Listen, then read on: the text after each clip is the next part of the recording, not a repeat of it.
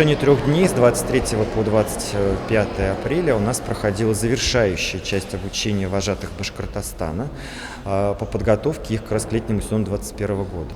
Все ребята настроены очень позитивно и с огромным желанием теперь хотят работать к детям, даже те, кто, может быть, еще сомневался в этом. Конечно же, коррективы внеслись и в подготовку не только педагогическую, профессиональную, но и в подготовку в плане документационную и подготовку в плане здоровья самих сотрудников детских лагерей. Да? По постановлению главного санитарного врача Российской Федерации Поповой теперь каждый сотрудник детского лагеря обязательно должен быть либо привит, соответственно, либо иметь результаты анализа о том, что он здоров и так далее. И в таком случае только он может допускаться к работе. Соответственно, университет наш Акмулинский в этом году пошел вперед всех, и было принято решение ректоратом о том, что все студенты, выходящие на обязательную вожатскую практику, вот вчера буквально они все в обязательном порядке сдали тест.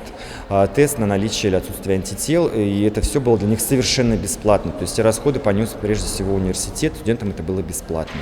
А с сегодняшнего дня, вот буквально сейчас уже стартует вакцинация. То есть, понимая, что это процесс тоже не быстрый, вакцинация проходит несколько этапов, поэтому мы решили, конечно, делать это заранее, начиная сейчас, чтобы мы успели все сделать к 1 июня.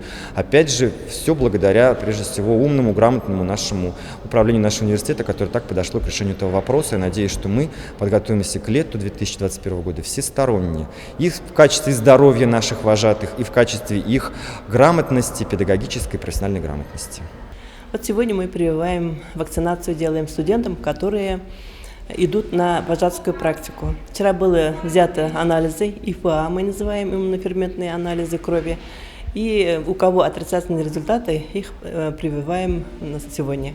Вот сегодня, несмотря на воскресенье, вышли, чтобы здоровье нашей молодежи было хорошее, и у кого отрицательные результаты, чтобы прививать, не рисковать своим здоровьем.